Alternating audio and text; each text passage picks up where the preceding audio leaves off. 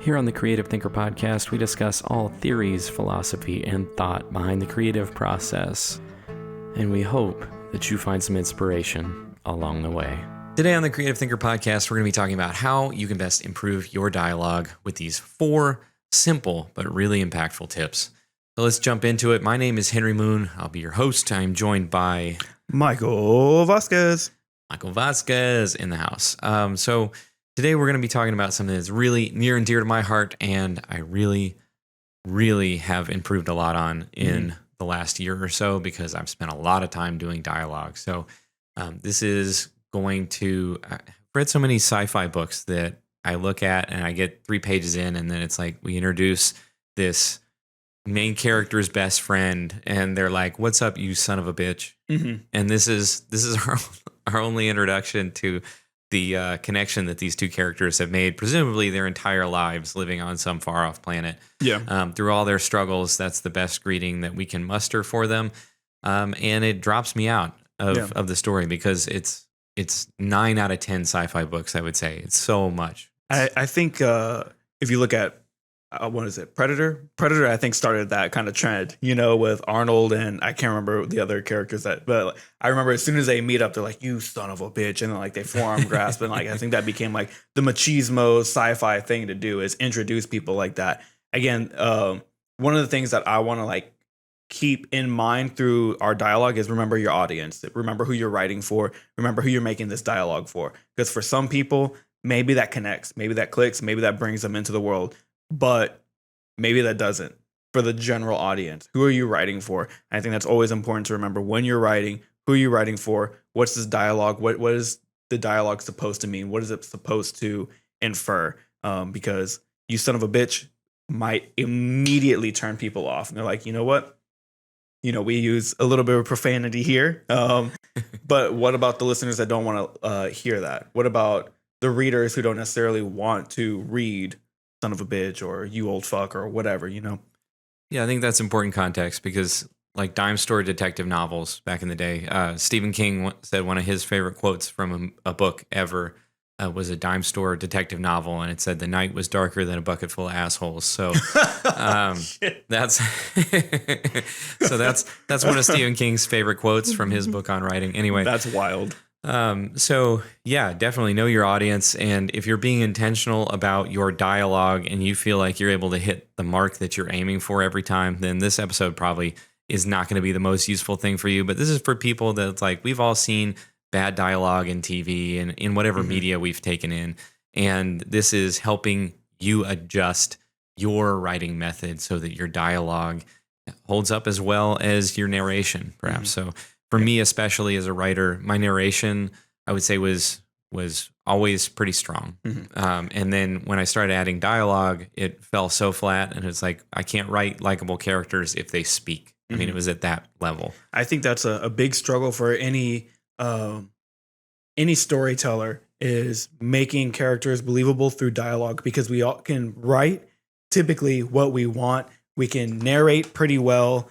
If you're doing like, for me, my DM prep, I can create the world, but then when it comes to a character actually talking, I have fumbled that before, and I'll be like, and try and figure it out. So figuring out how to improve the dialogue, especially on the fly, I think that will help improve your storytelling, improve your writing, and just make the characters in your world feel more lived in. Sure.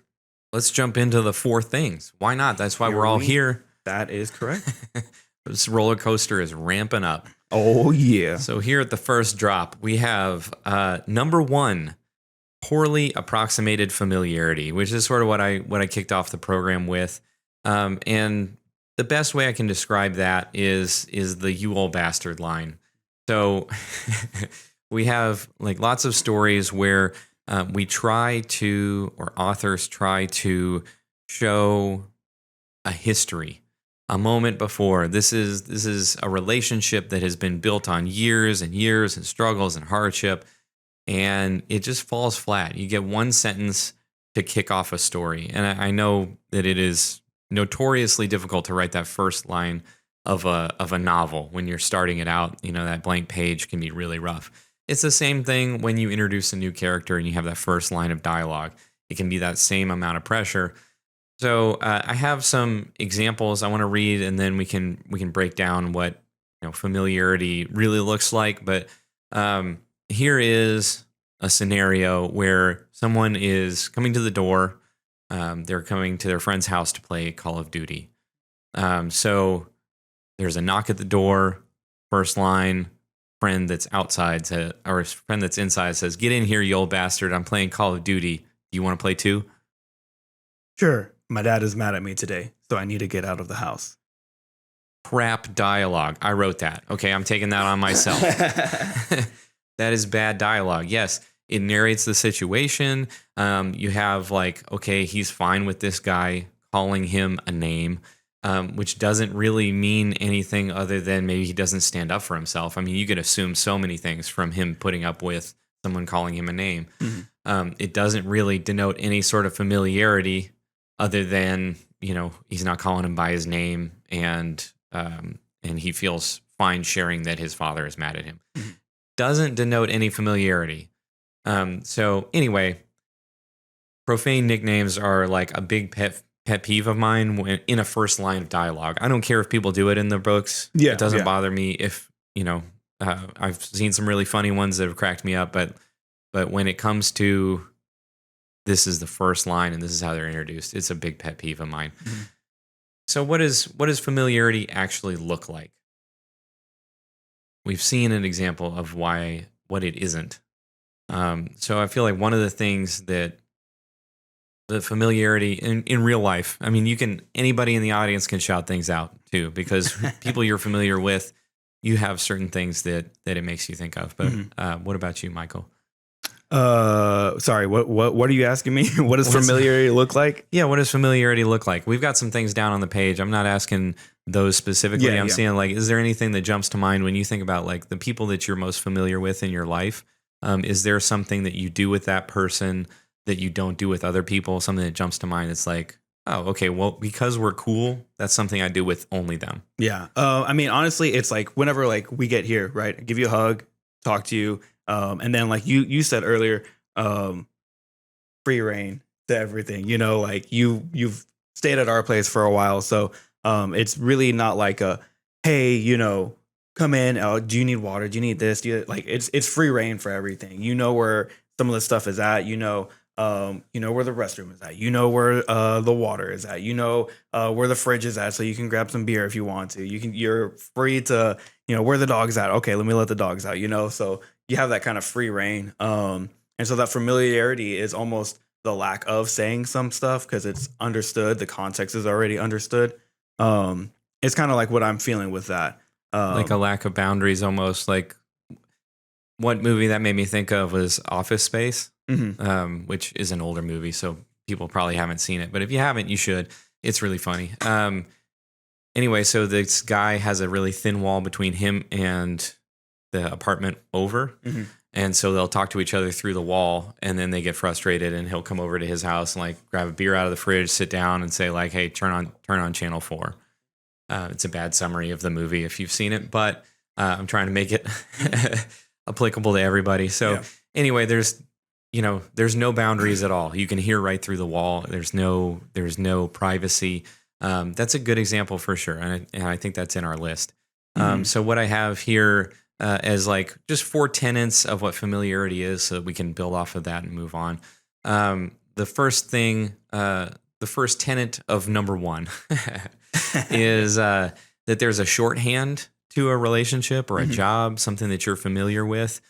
People who have a degree in, say, physics probably have a certain vernacular and certain lexicon that they use to describe their work. Yeah, I think a good example of that, now that I've had a little bit more time to process, it's we're recording in the morning. We usually record in the afternoon, so this is early morning stuff. Good morning, guys. Yeah. Hello, world. One of the things of familiarity that would not make any sense to anybody else at work is if I go into work and then I ask my my overnight leads, hey, is corner done? And if they respond, yeah, okay, then I already know what aisles specifically have already been finished. I don't need to address and be like, is aisle 19 done? Is aisle 20 done? No, corner's done. Okay, cool. I know from here on, I don't need to worry about it. Is George here? Yeah. Okay. I already know what other steps have already been taken care of. I know what aisles they're going to throw. Like this shorthand and our teamwork is already there. What do y'all call like the store leaders? Like whenever they have that little pod of like the suits that show up and go around. Like, the top store leaders. yeah, top store leaders. Like is top store leaders here today. You know, like stuff like that. Yeah, for sure. It's like all that stuff is great examples of having a shorthand for your job, or like like especially if you have two characters that work together, then they're gonna have that stuff where it's like it's shorthand, and you can explain it in the narration, or you can just let it play out and let people figure it out as they read. Oh, okay, that means that this person's there because they said, is so and so here today, and then we met that person, right? Yeah. I also think, we're talking about dialogue, but I think body language is also another important thing for dialogue, and maybe hand gestures are an important thing for dialogue. We have a couple deaf partners at work, and so we have to learn shorthand, how to convey our message using our hands, and having to write our words whenever we need to. But in doing so, we've created shorthand in our everyday work. So I know, and you're gonna need to watch the video to see my hand gestures, but like I know like this means like wrap the pallet up. I know this means turn it around. I know like this means bay it. I know this means risers. So like we have a couple shorthands that we use at work, just in our hand language, that we had to eventually use because of our deaf partners. Nice. Yeah, that's a really good note too. Yeah, and you can use that in your, you can describe it as best. I think I mentioned at some point, like the Halo Spartans had their own like sign language and stuff that they did because they're in their helmet. Well, there is an age-old writing ism that is like show don't tell, and that's part of it, right? The more you can take when you're writing dialogue, is this essential to dialogue, or is this something that can be just shown physically or whatever? Well, I'll give you a specific example here in a minute. But so like even phrases that denote certain things. So like, sorry, Mom, but here's one we used to say is Mom's speaking to the ghosts again. Because my mom would sing and she was like very breathy and anyway, so we'd say she's speaking to the ghosts again when my siblings would get home, and then they'd be like, oh, okay, well, she's singing. That's immediately they know that. So there's a shorthand once again, just another example to say phrases work too. Number 2 tenet of familiarity is that there's less politeness, which you touched on earlier with that lack of privacy, right? Like, so like you've been to my house before. I usually don't get you water. You come in, it's like, okay, well, you know where the kitchen is, get it. Yeah. And it's not an insult. It's just like you live here, Yeah. So I have that comfort allowing you to go in and touch my things, and it doesn't bother me because we have that familiarity, right? And you're used to, like I said, my house and how we do things, and not that it's that different from how you do them, but but there's an understanding there. Just like you came over a couple weeks ago, I left the door unlocked. So just come in. Yeah. If it was the first time you coming over to my house, I would never do that. Right. I'd meet you at the door, be smiling. Hey, thanks for coming over. Can I get you anything? Is there, let me show you where the bathroom is just in case you need it. Here's what's happening today. Like I'm going to lay out the whole afternoon so that you feel comfortable and at ease. Right. So we have shorthand, we have politeness as number 2. The third tenet is seeing each other is enough to know something is off. And it's really, you can phrase that however you want. And specifically when we're talking about dialogue, like even when you do the introduction of like seeing each other at the door, like, hey, how you doing? I'm all right. Was that their normal response? Or normally it's like, oh, I'm doing good. Today's been great, whatever, blah, blah, blah, versus hearing the tonal shift in someone being like, I'm here.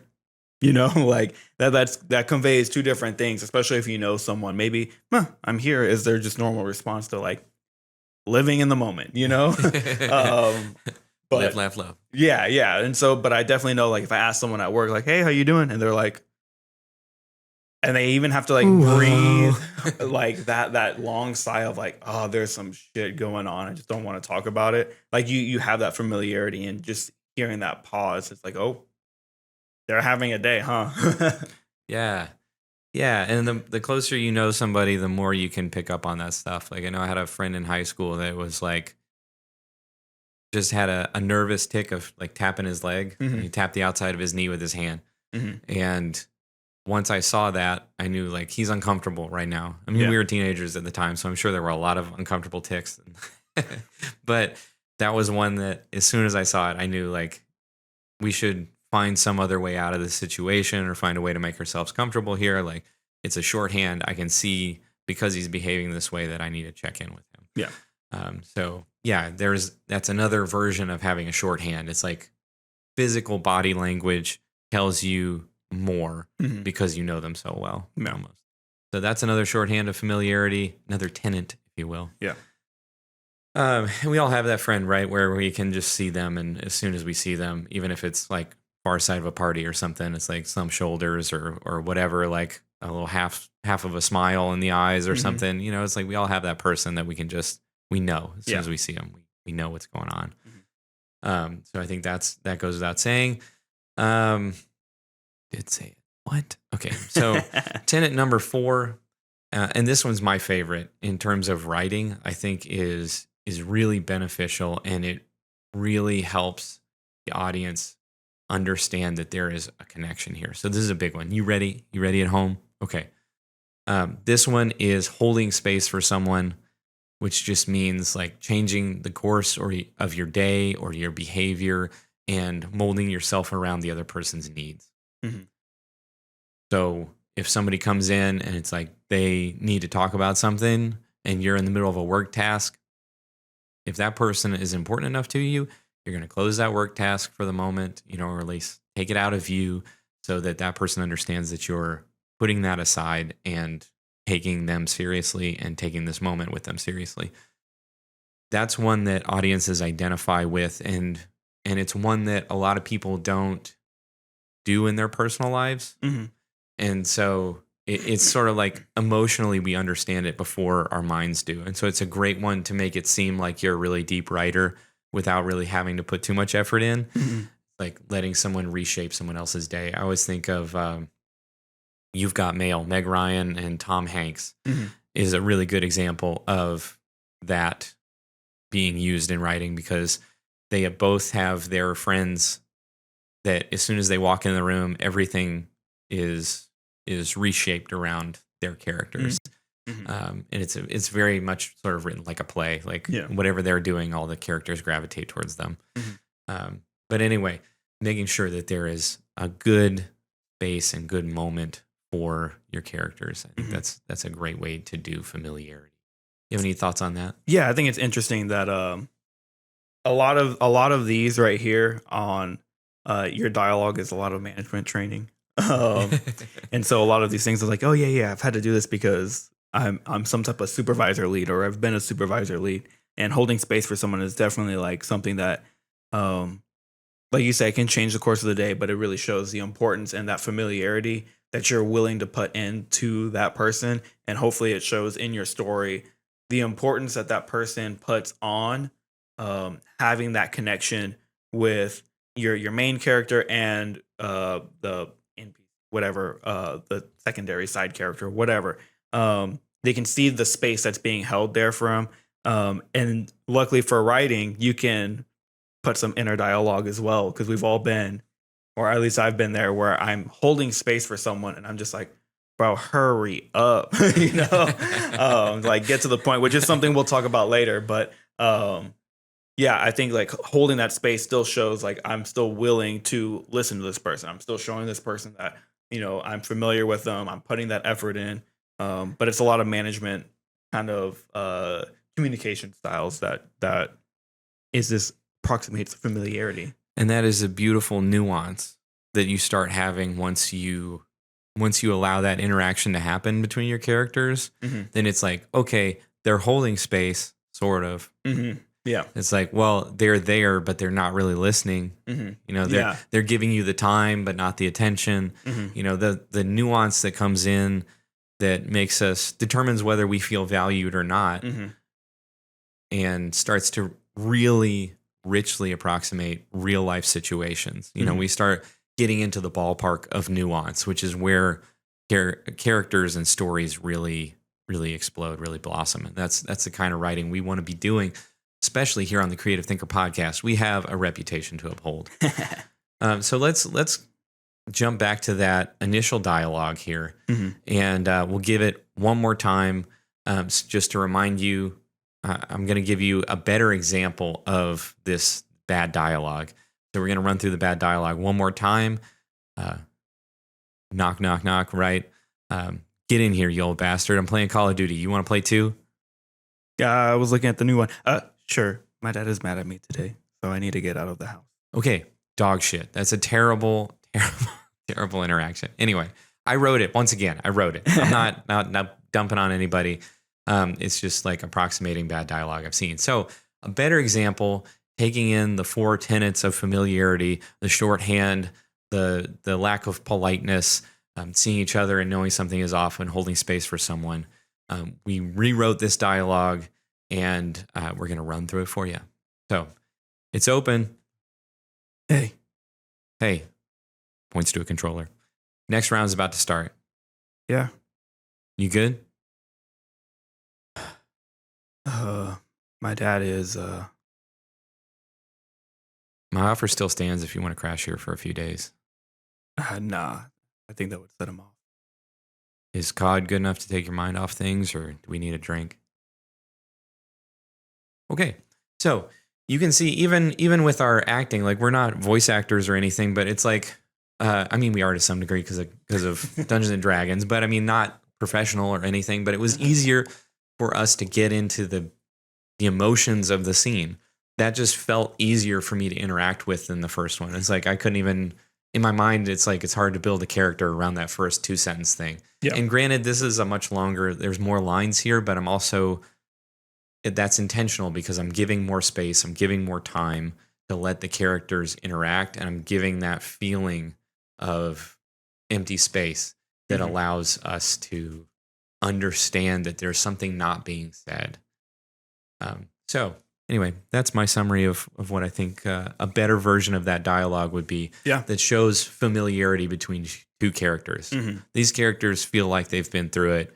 It feels like this is not a new situation, and it feels like they have a plan and a way forward. And I think like the first set of dialogue, like you said, like you have no idea what's going on. Yeah, we have no idea if they're upset at each other. We have no idea if there's kind of this power dynamic of like, get over here, we're gonna play. Do you want to play? And it's like, no, you're playing because I need someone else to play with, right? We've been there before where you're just the second person to play back when couch co-op was a thing. Yes. Versus the second set of dialogue, and it's very much more like, oh hey, like I care for you, like I want to hold space for you, but I also know that you need to hold space, and whenever you're ready to talk, you can talk, but right now let's get your mind off of it and play some video games. So yeah, I think it really conveys a whole different meaning. The words might be very similar, the vibe is very different. Yeah, I did my best to keep the information exactly the same. And like I said, there's going to be some stuff I bring in or drop out just depending on how the scene flows. But at the same time, I'm trying to keep the gist of the information exactly the same to show you guys that it can be different. And once again, I'm going to say this a bunch more times throughout this episode. Nuance is where we want to be for good dialogue. Yep. Right. Moving on to our second point of the day. Bad dialogue doesn't convey information or emotion. Man, bad dialogue can really, really take you out of some stuff. Especially when they're not conveying that any type of emotion or information, and it's just blah dialogue that has no context to the story, no context to your character, and it's just kind of random. Kind of hits you out of left field and then gets your mind thinking about something completely different, and it really draws you out. And that's the last thing that we want to do as writers or storytellers, is take people out of the story unless it really, really has a point. But bad dialogue won't have a point. Yeah, like I've been reading a lot of sci-fi once again. And in the book I'm reading, I'm going to leave off the name because I don't want to badmouth anybody. They've got a published book. They know what they're doing. Good for them. Good for them. And we've all heard the phrase in writing, at least I think we have, that we should always know the moment before. I'm sure I've said it on this podcast several times too. Mm-hmm. Know the moment before for your characters. However, you need to preempt the moment before or prompt the moment before or allow that moment before to be a current topic of discussion so that your audience can interact with it. I was reading a book, and this is, I reworded it so that nobody knows the line. I know some people are really good at that kind of memory, and so I reworded it. If you can guess, good for you. Anyway, when I was meeting a new character in this story, they said, "Hey, how is that heater you were working on last week?" There was no mention of them being someone who fixes stuff. It was like, this is somebody that they run the military on this base, whatever. Mm-hmm. Like, we have no introduction to the idea that they're a fixer, that they're someone who, I don't know, that was even in our main character's life. So that was a really bad introduction to a character. There, all the gurgling noises. I don't know if it comes through on the microphone or not, but he's hydrating, and it's like, I was trying to drink it quieter, and it just went. Let's all have some water. Everybody hydrate out there. Yeah, stay hydrated. Oh man, today's gonna be a long day. Yeah. Today's morning is now today's day. All right. So, how's that heater you were working on last week? It is a way to show that the characters know each other, but it's not important to the characters at all. Like I said, they were a military-esque character, and the conversation they had after that was nothing to do with fixing anything. Mm-hmm. And so far, I think I've gone another 50 pages. They've never mentioned that character has any inclination towards fixing things. I feel like whenever stories or any type of, and this is one of the things that they talk about whenever you're writing, is to go back through and kind of take this stuff out. Obviously, sometimes it gets missed, or what I see in like TV shows is you make this point, or especially like series from one season, or if it's got a multiple set of seasons, there is a point or a conversation or something that alludes to something else and is never talked about again. And that pisses me off, because I'm like, why did we spend time talking about this? Because at the end of the day, it didn't matter, right? And in our story and in our storytelling, we want to make our dialogue matter. And putting useless stuff into the information of our audience, well, it's useless. And it's irritating to me to have that useless information and it just go nowhere. That's why I like reading books that do have story points that what you think is a useless piece of information will eventually pay off. I know we were talking a little bit about Attack on Titan, how there is one character who is saying some stuff. I'm like, dude, you gotta keep watching it, because it will eventually pay off. But early on, they sure leave you hanging in a lot of moments where you're like, this character is really acting weird. Yeah, for sure.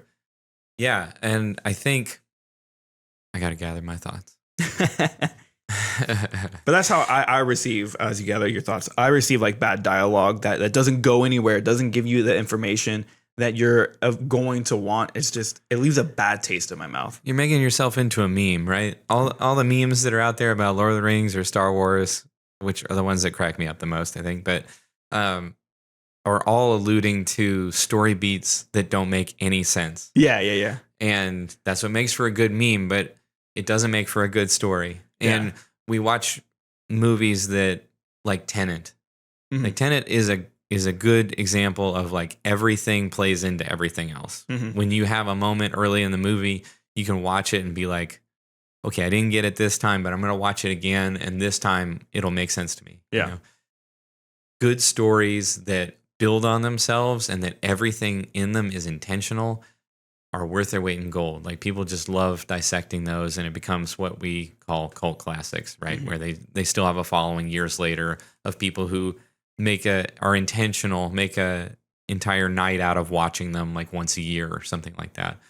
And it's based off of having ideas that add to your story instead of, hey, how's that heater you're working on last week?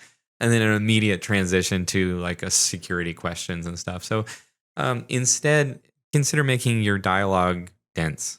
Consider what I mean by dense is adding a lot of information that allows your reader into the moment. So consider this situation. I think we have 3 lines here. 4.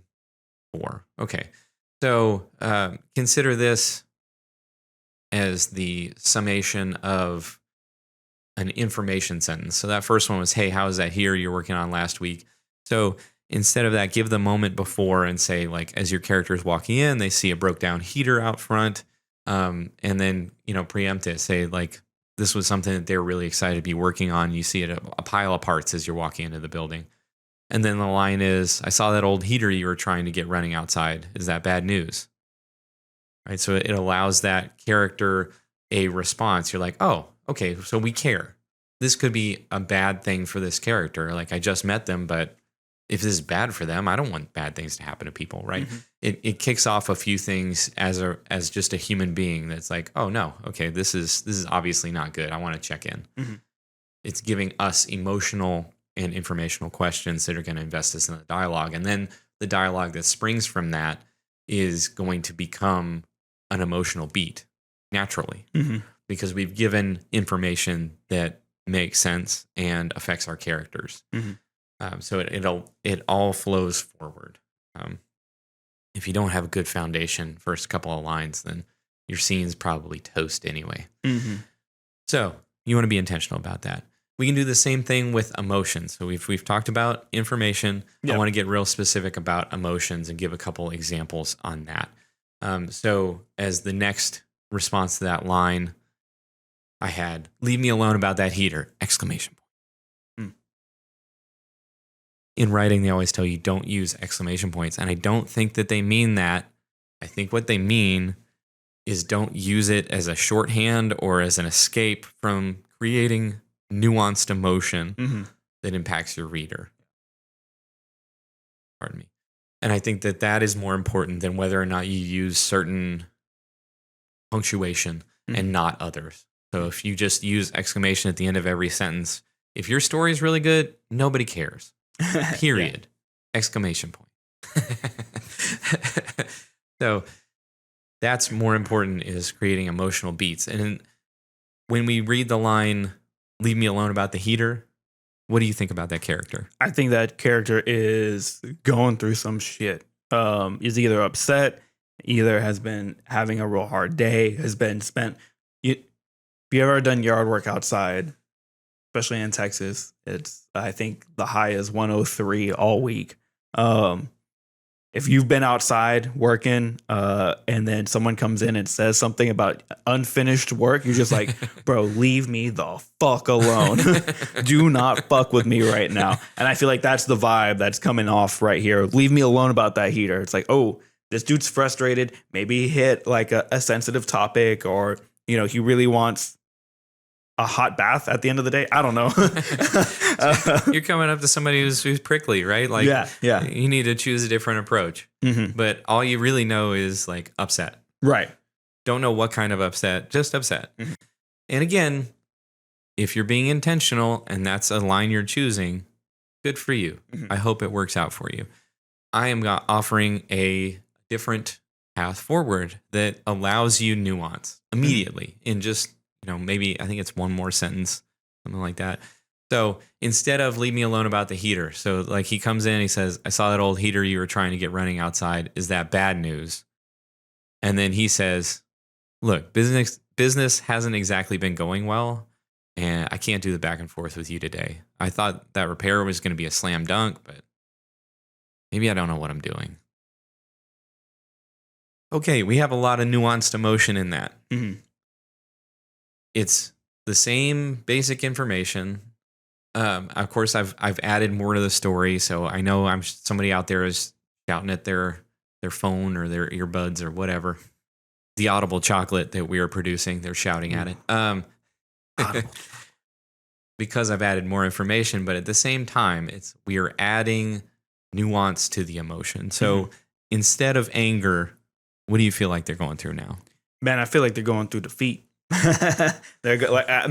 Still the same, like you're going through the shit, but it's just how they're handling that, because I relate to this so much. When someone asks me about something, like especially at work after a really hard day, sometimes you're like, bro, I really, really don't want to talk about it. I just would rather talk about anything else.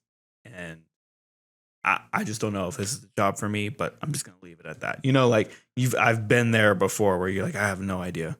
But that conveys that emotion for this character, that they are struggling with something internally, but they're not willing to talk about it right now. Either they need to process their stuff, or or they just are not ready in a headspace to talk about it. And then that goes back to like our first example, right? Guy with familiarity, the person inviting to play Call of Duty was like, didn't ask about anything else, was just like, hey, whenever you're ready to talk, you're ready to talk. And I think that's a good thing, again, about dialogue, is that nuance of emotions that flow through here. There's frustrated, there's upset, there's pondering. All those emotions are in this sentence here. Yeah, and I mean, those are all good notes, which makes me want to rewrite it again, because that's a great thing about creativity. It's just like talking about it gets me excited to do more of it. Yeah. And it's cool to see, once again, reading through these lines, that the more nuance you get, the more you feel like you're in the room. Isn't that cool? There's no description of this area, this business. There's no description of it other than there's a heater. But I bet a lot of us, not most of us, have a picture of the room after reading that second line, which I think is worth its weight in gold. More nuanced emotion, super cool. So, are you ready to move on to number 3, or did you want to do that? Yeah, you know what? We'll go ahead. We'll go ahead and do that example. So bad dialogue. Think about also in real life, right? There are sometimes people talk and you're just like, hey, let's make this a lot more concise.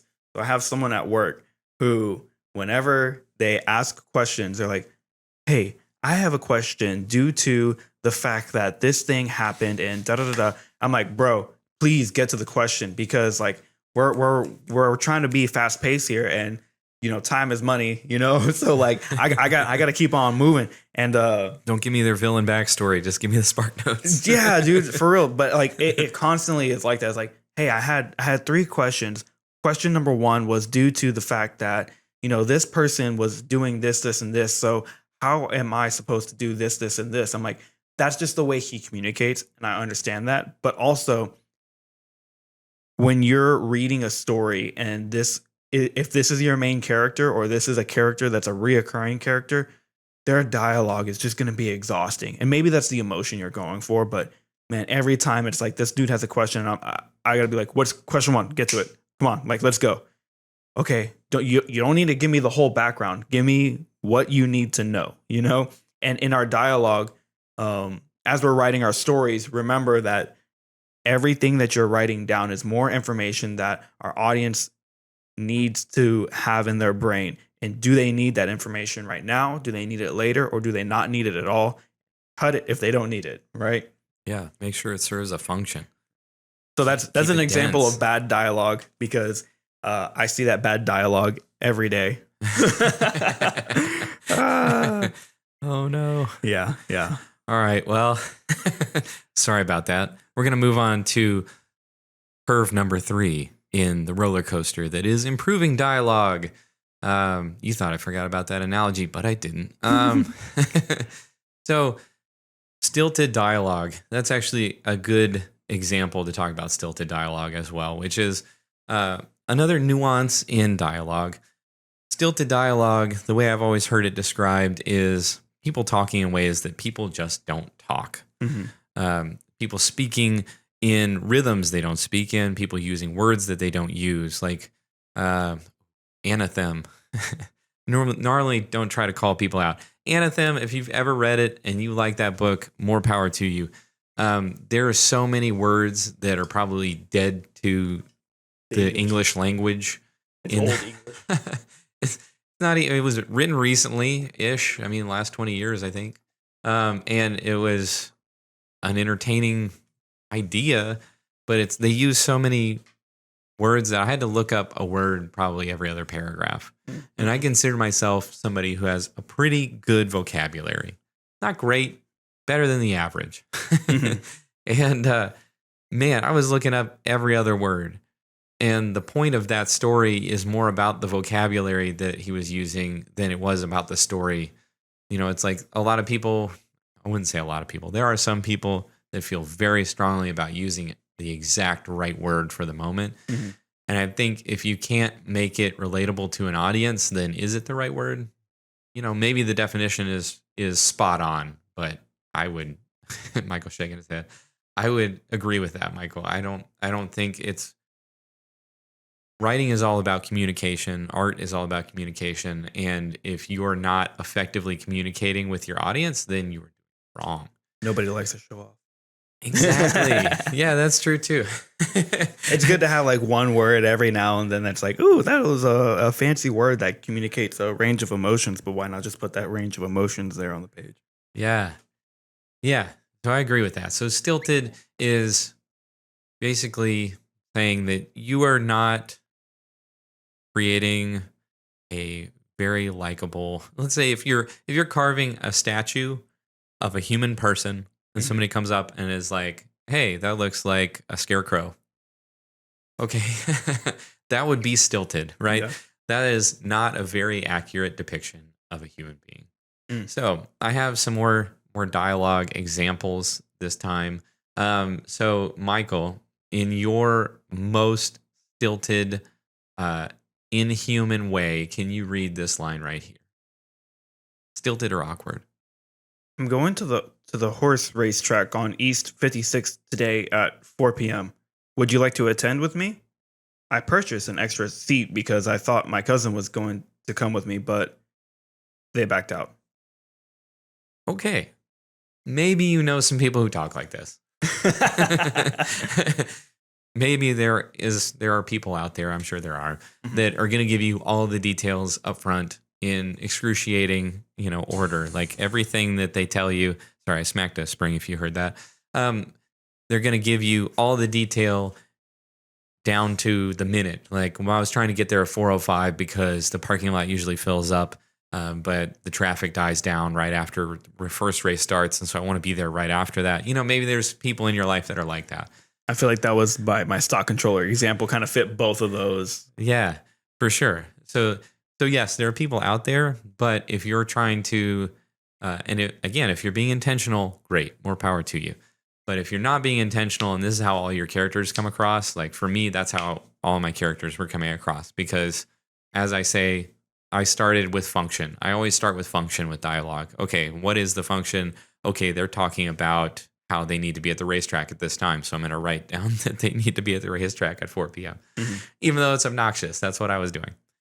So instead of that, let's say you've got a homie that you are going to the racetrack with, or a homie that gambles a lot. Okay. And they're going to give you the SparkNotes version. Let's hear version number 2. That's a little less awkward. Bro, I've never heard this set of words put together. So we're gonna make it work. We'll give it a shot together. I'm gonna make a bag on the ponies this afternoon. Cast Iron Baby is 10-1. Want to tag along? It's on me. Okay. So even though 10-1, right? Like that's a ratio of betting, right? Yeah. Would be the only thing that was different. Is Cast Iron better. Baby the horse? Yeah. Okay. Right? Yeah. So exactly. Cool. So this is somebody that gambles a lot because they're going to a racetrack and they think they're going to win money, which is, for anybody who goes often enough, that's ridiculous. Mm-hmm. you're not going to win consistently, but they always think they're going to. So there's that element. He knows the name of a horse and he's giving you the ratio of it. And so maybe, in my head, the character he's talking to probably doesn't know that much about gambling. And then instead of saying, okay, well, I purchased an extra seat because I thought my cousin was going with me. What if this character isn't somebody that wants to share that much personal information? Yeah. And they also want to seem impressive. They're like, well, I'll pay for your ticket. How about that? They're extolling the virtues. They're giving you a reason to tag along. They're saying, okay, it's going to be free. We're going to make a bunch of money. And I am being this magnanimous, very generous. Yeah, I'm using my 10-cent words now. I'm being a generous person, allowing you to tag along and paying for it myself. Like what a great friend this is, right? Mm-hmm. A lot less stilted and a lot less awkward in that. But you have to have a character in mind. If you're gonna de-stilt something, then you want to have a character in mind, because then, and this is a great point that you brought up earlier. If you're listen to the people in your life, and you may not have a lot of friends, but damn, but whatever amount of friends and family you have, listen to them. I mean, to the point of like transcribing what they're saying in their mind, like seeing it written out, and then trying to take away how they say it, like read it back to yourself. Be a super obnoxious thing to do, especially at Thanksgiving dinner, say. But take their words away from them and give them to someone else in your mind, and see if it still makes sense that person would say that, because that's what I'm trying to say. Everybody has their rhythm of speaking. Everybody has the words that they use, their vocabulary, and they're going to describe something differently, especially if they're trying to get you to come along or, whatever their motives are, which will bring us into number 4 quite nicely. Whatever their motives are is going to change how they present the information, but all of that stuff is going to help you make your dialogue less stilted. Any thoughts? No. Nice. Well, let's move on to number 4 then. Just kidding. Let's do what's gotten us inspired this week, and then we'll do number 4. That way we take a little bit of a break, and I don't keep saying the word dialogue 3,000 times. Sounds good. What's got you inspired this week, Michael? All right. So I follow a couple Instagram. I had their Instagram pulled up, and then sure enough, it as soon as I pick it up, it's gone. I follow a couple D&D Instagram pages, so I'm gonna shout out what is it? Loot Tavern. They put a lot of cool free items for your D&D game, that's homebrew items. And recently they've been putting out a bunch of like elemental swords as items, and they just put it down. Of course, they have like a Patreon and stuff that you can pay to get more items and put them in your game. But it's just really cool and inspired me to like keep on looking at that Demon Slayer aspect and incorporating it into my D&D game, and just make weapons a lot more cool, I guess, because like D&D has a whole slew of weapons, but I want to create in the next world that I'm making like weapons that kind of adapt with you or grow with you. Like the axe that your character has, it has had an evolution. There's been a stone in it. Now it's been forged and blessed by a dragon. So I want to like kind of look at that and see like what are some other cool aesthetics, because some of the other people in the party, they have weapons, but they're just normal weapons. It doesn't mean anything. It doesn't have any like real big meaning to them, and I want to create that meaning to the characters so that every like piece of equipment is like kind of that medieval, like this sword was my great grandfather's sword, and this was forged by my uncle's somebody and was given to my whoever father because of this and that. And so like there's lineage there, and I think that creates a little bit more rich of a story. So that's what has been inspiring me. Yeah, that's awesome. It's almost like your weapon would have its own stat sheet at that point, which is, I mean, I know that they have their own stats, but it's like it becomes something that is leveling up with you. And that seems super cool. Yeah, and they have kind of a system like that in D&D where there's as the stereotypical barbarian as my first character. Yeah. That sounds exciting. Yeah, they have some weapons that like they grow with you in character level. Like you're supposed to get them at like level 5, and then at level 10, whatever the story beat is, it's supposed to like upgrade, and they have 3 upgrades.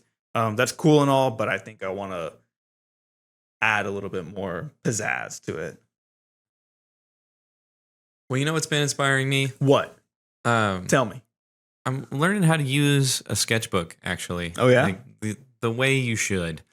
So my entire life, I have used sketchbooks as like, I'm going to make a finished piece, and that's the only thing I'm touching that sketchbook for. And so as a result, I have a lot of sketchbooks that don't have anything in them. So like I'll have 3 pages torn out, and that's it. And I've started doing like thumbnails and like pre-sketches for finished pieces and stuff like that to make sure it looks the way I want it to look before I put in all the effort that I would for a finished piece.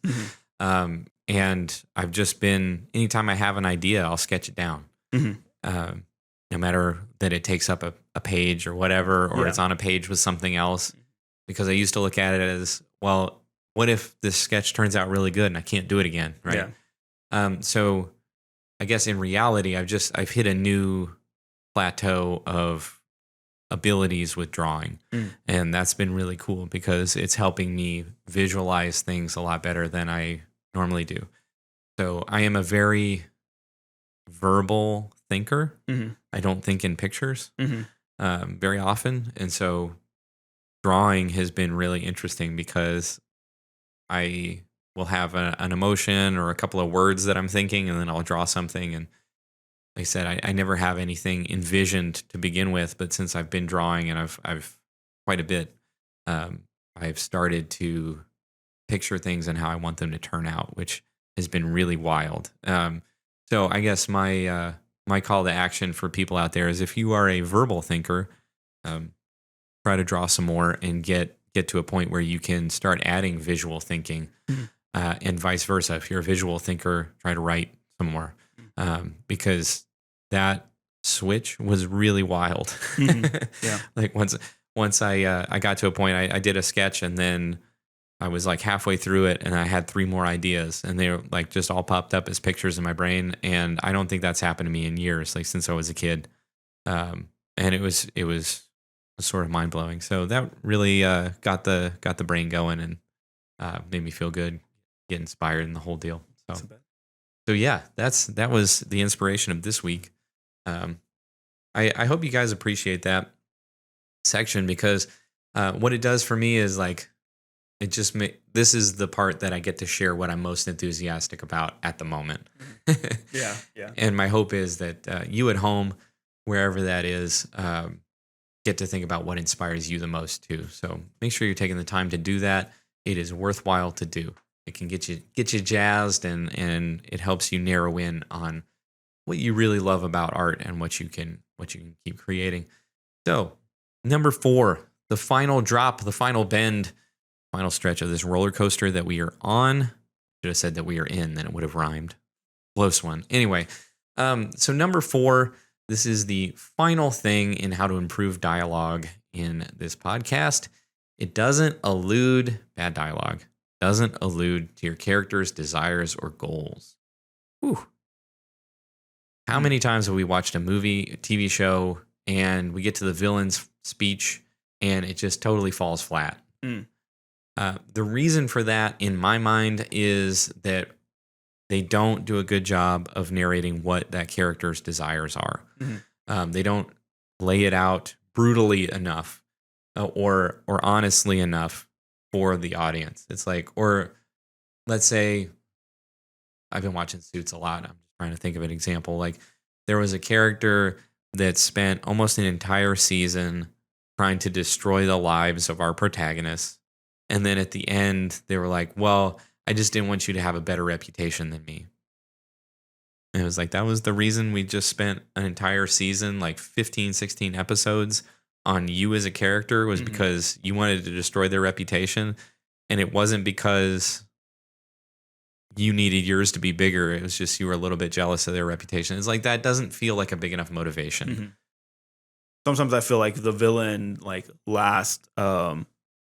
their last monologue, I'm like, dude, if they have to monologue at the end to try and like turn people to have them understand, you didn't do a good job building your villain, because I think your villain or whatever character you're talking about, if they're not eluding their goals, their desires throughout the entirety of your story, then they're not going to be a really full villain, or full character, because no one goes throughout life. I mean, I don't want to say no one. People have their own goals. Whatever your goals are, typically you're trying to push towards those goals in a lot of the things that you're doing, whether it's to make money or get promoted or create or make a better D&D campaign. Like, you have your goals that you're trying to go through, and usually it exudes from you, right? Not very many people have the hidden goal that nobody talks about, and then all of a sudden one day they're gonna be like, this has been my goal forever. Like, no one does that. That doesn't make it really believable. And it doesn't let people root for you along the way either, which is a really big part of achieving any goal. Especially now, it's almost like everything has gone to the point of crowdfunding, and so you need everybody in your life to endorse the fact that you've chosen this vocation and be hyping you and just get your name out there. So yeah, you want your characters, especially your villains, right, to be pursuing their goals actively your entire story, so that when you get to that point of like the villain is about to win, like, I know exactly what that means, and that is terrible. Stephen King's really good at this. One of the Dark Tower series, spoiler alert, I think it's the Song of Susanna. That's the one I'm on right now. It's like Wizard and Glass. Anyway, he introduces a character in typical Stephen King fashion. He kills everybody off, right? But you get this character that is like Roland's girlfriend when he's a kid, and you can see from a mile away that she's going to die horribly. And then sure enough, for like 50 pages, she dies horribly. Yeah. And it's like, what the villain is planning to do, and you can't look away, and it happens. Awful. And I don't recommend reading that. Just kidding. It's really good. He's an incredible writer, obviously. But let me get to the point. It doesn't allow your character, it doesn't allude to, the dialogue doesn't show your character's desires or goals. So let me give you an example like I did with all the others. You're writing for entertainment, and people are more entertained when they know what your character wants. Case in point, short version. So here's an example. This is silly. Again, I wrote this. So the first one, my business is superior and it will win out in the end. Sounds super inspiring. Yeah, that's a villain getting real aggressive towards our protagonist, right? Yeah. Does it have all the elements of dialogue? It has what they think. It has their desires, right? Mm-hmm. Maybe. Here is a better version. I will destroy you as God is my witness. When I take your company down, I'm not even going to reopen it. I'm going to break the windows. I'm going to let the rats and the degenerates in to destroy it, because that's all it's worth. Nothing. Bro, that's a lot more like oomph behind it. Right. This is more like, okay, my business isn't doing it. I'm doing it. And it's not my business to your business. It's mine to you. Mm-hmm. I'm destroying you. I don't want you to succeed. It makes it more personal. It makes it more direct. Like, their desire, if their desire is like, well, I want my business to beat your business, who cares? Right. Like, there's some movies that do that okay, but they're not very interesting to me. Maybe they are to somebody. No offense. No offense. But because their desire is built into that, and their real deep internal desire is built into it, we care more. Mm-hmm. Their goal is built into it. Yeah. We care more. And it's because they do, and because it's kind of dark. Mm-hmm. So we naturally don't want to hurt other people. So yes, even when it comes to romantic situations, that could work too, where it's like, hey, babe, I think we had a really good night together, and I feel good when I'm around you. You want to come up to my apartment, right? Okay, that's direct. That's saying what they want to do. But if it's more like, hey, these last couple of years have been feeling like I'm running a race, and when I'm with you, I don't even feel like a race even exists anymore. Like I feel so calm, I feel so peaceful, and I don't want to lose that. Will you come up to my apartment and just like hang out with me tonight? I don't want to be by myself, right? Okay, so that's going to be a way more compelling argument. Yeah. It For means sure. more. It's more depth of the heart, depth of the soul. So that is what I mean by sharing your characters' desires or goals. Making them vulnerable would be another way to put that. Don't let them hide behind their words. That's what makes for a good character, is somebody that is not hiding behind any kind of illusion. You see them 100% and you see what they want 100%. Well, that's how we improve dialogue here on the Creative Thinker podcast.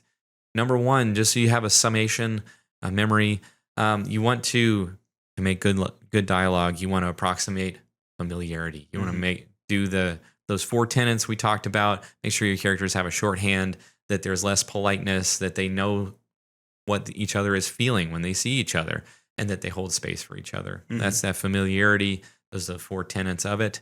Number 2, good dialogue conveys information and emotion. Heck yeah. Number 3, it is the opposite of stilted and awkward. No, it's comfortable. It flows. You make sure that your characters say things how they would say things. This is one of your edits. If you're going through and editing dialogue, you want to make sure that every single sentence they speak is in their rhythm. Moving the story forward in whatever way that it can. And then lastly, make sure good dialogue alludes to your character's desires and goals. Again, adds to that story, pushes the narrative forward instead of keeping it stagnant and taking our audience away from the story. And if you do those 4 things, you're going to find that there's going to be an explosion of nuance in your character dialogue and in your stories. It's going to be a beautiful expression. In the nuance is where the good bits are, always in story and in life. True. Wherever you are, all across this wonderful little globe, thank you so much for joining us on the Creative Thinker podcast. Take care. Bye.